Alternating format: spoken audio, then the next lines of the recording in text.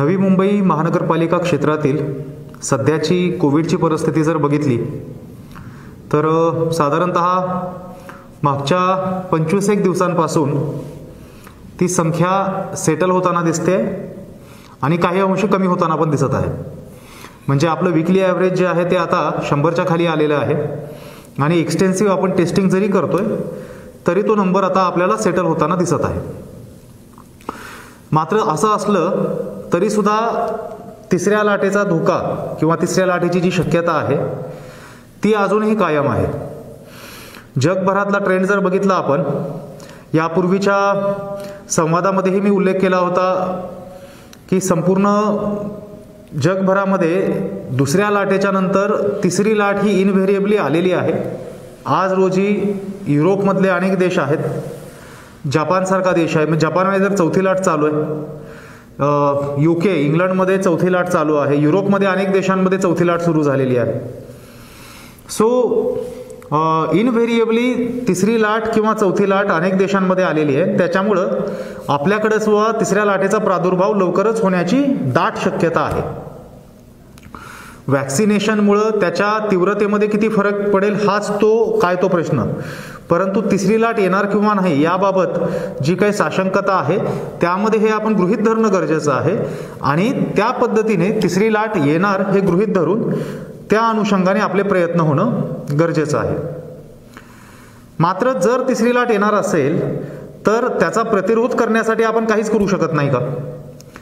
2 गोष्टी आपल्या हातामध्ये आहेत ज्या आपण आत्ता करू शकतो. एक आहे व्हॅक्सिनेशन. त्या व्हॅक्सिनेशनचा स्पीड आपण जर वाढवला आणि जास्तीत जास्त लोकांना आपण व्हॅक्सिनेट केलं जोपर्यंत तिसरी लाट सुरू होत नाही तोपर्यंत, तर आपल्याला तो इम्पॅक्ट बऱ्याच प्रमाणामध्ये कमी करता येईल. व्हॅक्सिनेशनची आज रोजीची नवी मुंबईमधली परिस्थिती जर पाहिली तर आपण 55% जास्त लोकांना 18+ पॉप्युलेशन जी आहे, ॲडल्ट पॉप्युलेशन, 55% जास्त लोकांना 1 डोस आपण पूर्ण केलेला आहे.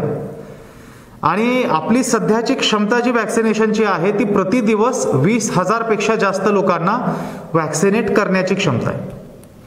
जर या क्षमतेनुसार आपण व्हॅक्सिनेशन केलं तर 1 आठवड्यामध्ये आपण 1 लाखापेक्षा नक्कीच जास्त व्हॅक्सिनेशन पूर्ण करू शकतो.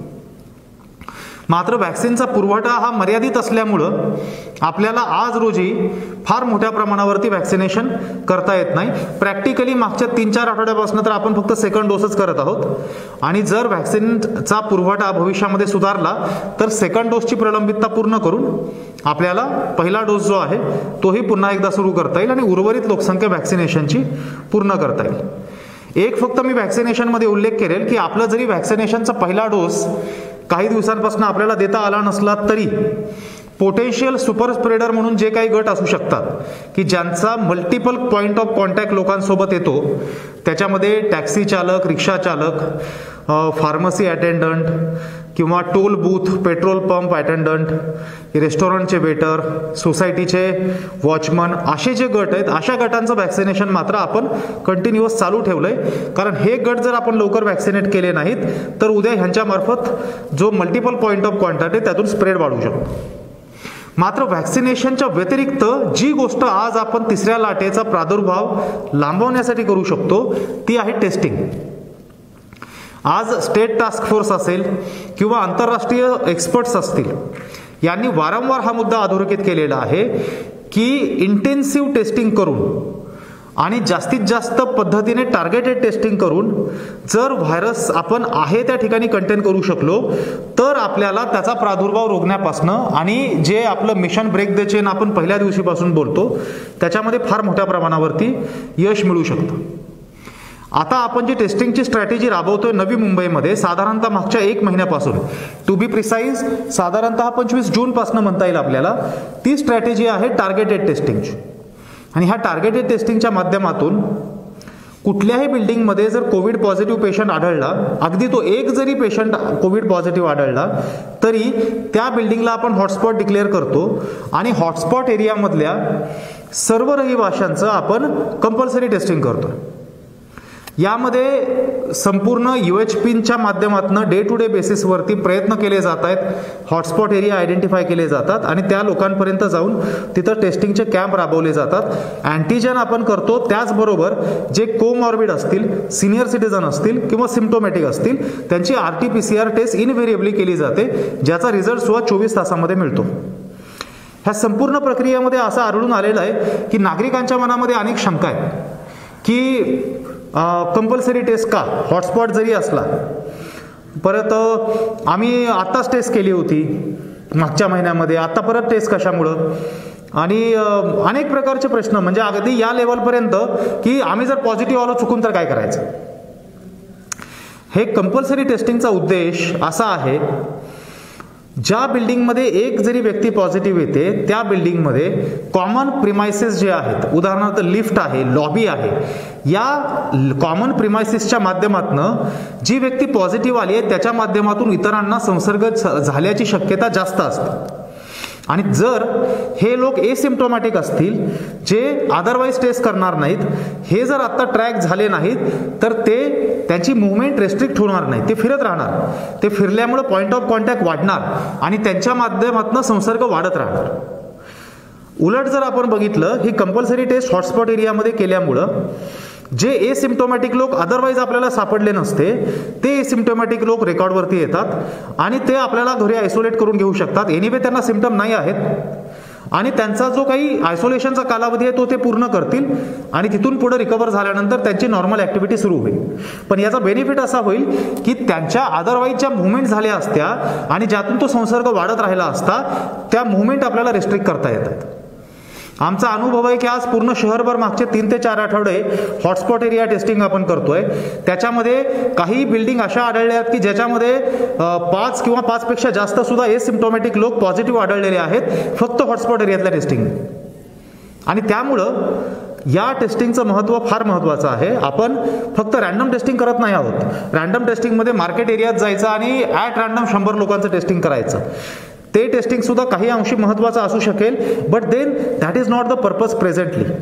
आज व्हायरसला आहे त्या ठिकाणी कंटेन करायचं झालं तर ते फक्त हॉटस्पॉट एरियातल्या टार्गेटेड टेस्टिंगच्या माध्यमातूनच करणं गरजेचं आहे आणि त्यामुळं टेस्टिंगचं प्रमाण प्रचंड वाढवणं गरजेचं आहे.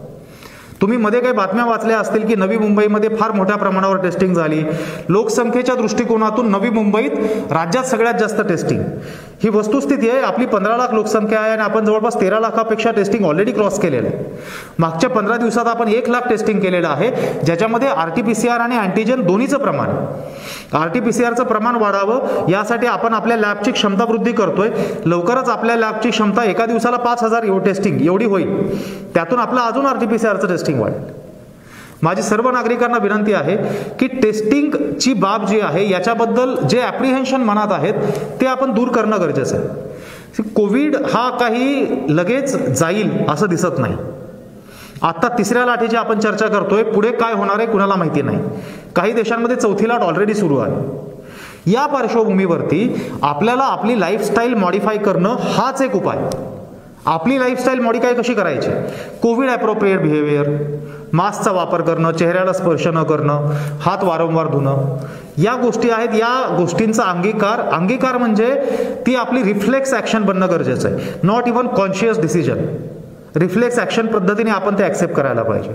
आणि दुसरी बाब, टेस्टिंग बाबत जी हेजिटन्सी आहे कृपया ती सोडून देणं गरजेचं आहे. वारंवार टेस्टिंग केल्याने पॉसिबिलिटी ही आहे की जेव्हा केव्हा एखादी व्यक्ती पॉझिटिव्ह आहे ती आयडेंटिफाय होईल, ती आयसोलेट होईल, ती रिकवर होईल, तिच्यापासून होणारा संसर्ग जो आहे तो रोखता येईल. ही जर प्रक्रिया निरंतर चालू ठेवली तर व्हायरसला आहे त्या ठिकाणी कंटेन करणं आपल्याला पॉसिबल होणार आहे. आणि ही एकच मार्ग आहे ज्या माध्यमातून आपण 3री लाट दूर करू शकतो. आणि 3री लाट जेवढी दूर होईल तेवढं 3ऱ्या लाटेपासून होणारं डॅमेज कमी राहणार आहे. म्हणजे एक उदाहरण, आता जुलै महिना सुरू आहे, जर 3ऱ्या लाटेचा पीक सप्टेंबर महिन्यात आला आणि जर 3ऱ्या लाटेचा पीक डिसेंबर महिन्यात आला तर डिसेंबर महिन्यात होणारं नुकसान जे असणार आहे ते सप्टेंबर महिन्यापेक्षा फार कमी असणार.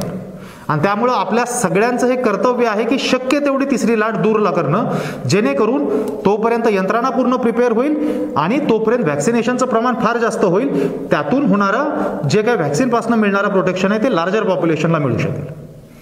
त्यामुळे कृपया जेव्हा महानगरपालिकेचे डॉक्टर्स येतात किंवा इतर लोक येतात टेस्टिंगसाठी, कृपया त्यांना मदत करा, कोऑपरेट करा.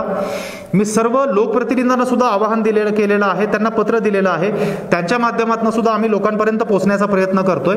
परंतु एक लोकांनी लक्षात घेणं गरजेचं आहे, ही हेजिटन्सी जी टेस्टिंगच्या बाबतीतली आहे ती कृपया सोडावी आणि महानगरपालिकेला हा टार्गेटेड टेस्टिंगचा जो उपक्रम आहे हॉटस्पॉट एरियातला, याच्या बाबतीमध्ये मदतीची भूमिका स्वीकारावी.